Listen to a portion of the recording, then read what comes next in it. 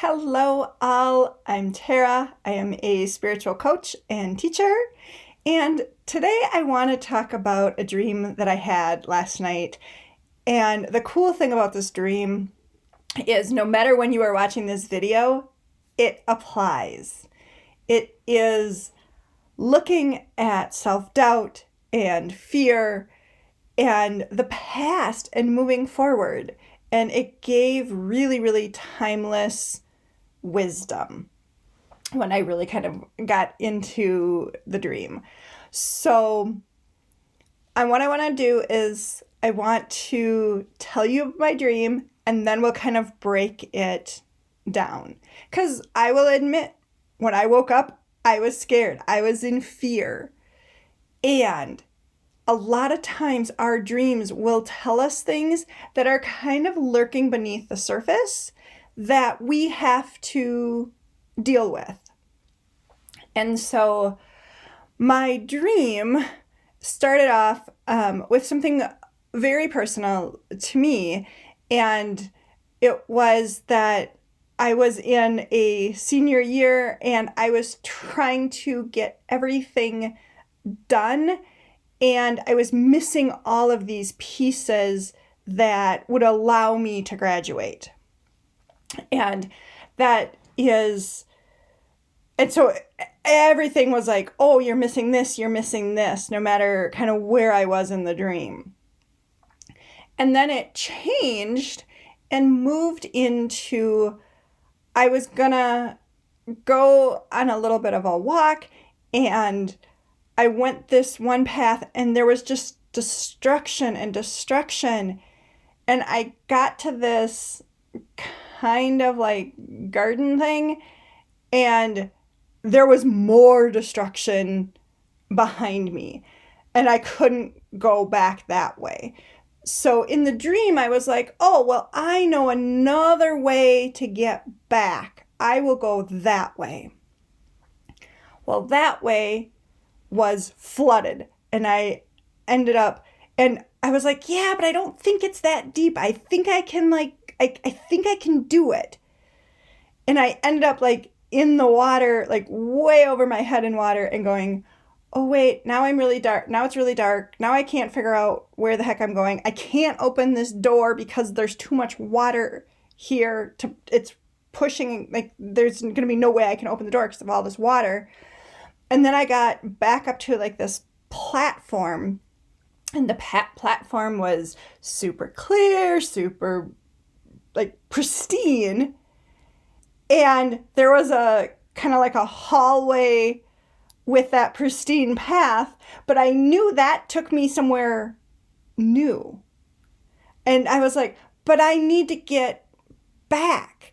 And so I went around and around and around until I tried to find something that was a door that was familiar to me, and I tried to go back through it, and then I got back into that garden, and now that garden was dark and all ripped up and not able to really bypass it, but I tried. I got through the garden, and then I got stopped again in this complete black hole kind of thing. And I couldn't go back. And then I had to come back to this already dilapidated garden and try to figure out where to go. And I was still trying to figure out where to go. Whoop, puppy. And I was still struggling trying to figure out where to go. And then I woke up really like in fear of being kind of that lost piece. And my heart was pounding. I was like, oh my gosh. And I immediately knew it was a fear of letting go of the past. Now, part of that is because I have done dream interpretation since I was in actually elementary school. I started. So I've done it for a really, really long time. But it gave me some really good pieces of where I'm still kind of in a little bit of fear. And so that was the dream. So now let's break down those components for you if you're either interested in doing your own dream interpretation, or if you just truly are into this dream and are like, yep, I'll learn the lesson from you and I don't need it. Either way is fine, because you can learn lessons from others and you don't need to experience it yourself. Sometimes you do. Let's talk about self-doubt. The first part of my dream, with not having enough to graduate, that can definitely be a recurring dream for me when I'm about to start something new. I am one of those people that really want to know everything, make all my plans, have everything in place before I do the new. And so that dream was bringing up all of those insecurities and self-doubts for me, even though I know I have enough info, enough research, enough everything that I am moving forward. But it brought up the self-doubt that was still kind of lingering under the surface so that I could deal with it. So that was the first part. So when you are trying to move forward, that self-doubt really can creep up. Pup sighting. Pup bark earlier and pup sighting now. And so it's really important that you are consciously aware if you do have self-doubt, because we all do. I still have it, obviously. You have it. Everybody will have self-doubt, especially as we are moving into times that we aren't sure of our footing. We aren't sure of our next steps. And that is certainly for this year, as I'm recording it on January 25th of 25. But it is also going to be for whenever you watch this video. It is going to have the same effect. Because of we're not knowing exactly where our next steps are, it is going to bring up our self-doubt. And then let's go to the past. A big chunk of that dream was me trying to go back to somewhere I had already been. And the destruction was like, no, you can't go back. And I fought it in the dream. And then I was like, oh, well, I'll just go around it to get back to where I was. And that was a whole bunch of water. I was, I don't want to say drowning, but I was definitely not in control in the water. And it was swirling and it was hugely deep. Well, first of all, water is powerful, but it's also our intuition and it's also our emotions. There's the emotional component of wanting to get back to the way things were. And whether that is the way things were in personal life, in the collective, in our family. For me, it was all three of them. It's all of it. And so it was a really, really good metaphor of I was on the platform and there was that clear path to figure out where I could get out of this mess.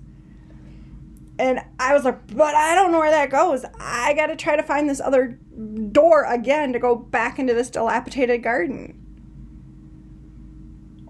As humans, we want the thing that is comforting, the thing that we know. Even if I knew the garden was starting to fall apart, I knew what it was.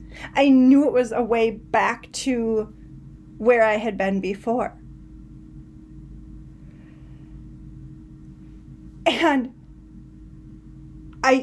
in the dream, I couldn't move forward. And I think that is where a lot of us are feeling. And you feel that throughout your life, no matter what, big changes happen. So now you know the context and all of that. So then I want to talk about what happened when I woke up. Because obviously I was scared when I woke up. And, it's that one of those times that when you wake up, you are fast asleep to wide awake and scared. And so one of the first things I did was something called the emotional freedom technique. I immediately, or EFT, usually a common term is tapping. And I immediately started going, even though I'm scared, I am deeply and completely in love with myself. Even though I am scared, I deeply and completely love myself. And I did that until I could kind of take some deep breaths, kind of calm down, realize that it was a dream, realize I was okay. And then I was like, okay, so we got that piece. So then I knew that I was going to be on a fear scale. I was not anywhere near a fear to love scale. I was solidly in a fear scale. So what I did is I said, okay, 0 fear, 10 terrified, where am I? Because again, I wanted to make sure I had that check-in point of what was kind of going on. Even after I did the tapping, I did the check-in. I could have done it before, but I wasn't quite that awake or processing to do my scale first. But then I did. And for me, because I had already done some tapping, everything, I was at a 2. So I was like, okay, I've got some fear still, but I'm not at the terrified scale.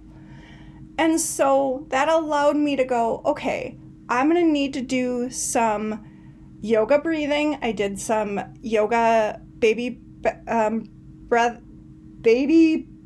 breathing, belly breathing. And I listened to somebody who does that. Because again, it got me out of my head. I was listening to her, and it was just on YouTube, free video. And then I just did one other uplifting video. And that kind of got me out of that piece. It was really, really important that I honored my feelings, that I took action to help deal with what I was feeling. And I was really gentle with myself throughout that whole process. Now, that didn't take me super long because my fear level was low. But if I was higher on that level, I would have done all of those things, and I would have probably made sure I was keeping uplifting videos or podcasts running in the background for probably the rest of today. And I probably wouldn't also be doing a video today, let alone all the other ones I have scheduled to record today. And so sometimes you're going to be able to do more of that self-care and self-love. And sometimes you're like, and I still have to get up and do stuff in my day-to-day. That's fine. Do what you can do. But especially when you're in a really high state of fear, make sure that your background noise is uplifting. Super Soul Sunday from Oprah. I don't know if she's still doing it, but all of her old episodes are available. Find people that uplift you. Nothing that is about current events going on. People that are truly just, either doing meditation on here, are talking in an uplifting way, focusing on the future, focusing on something other than what you were really kind of like in that fear scale. It's going to move you out of it. If you are interested in doing tapping, I don't actually teach it, but who I do recommend is the Tapping Solution. They have amazing resources. There is some of their stuff is free.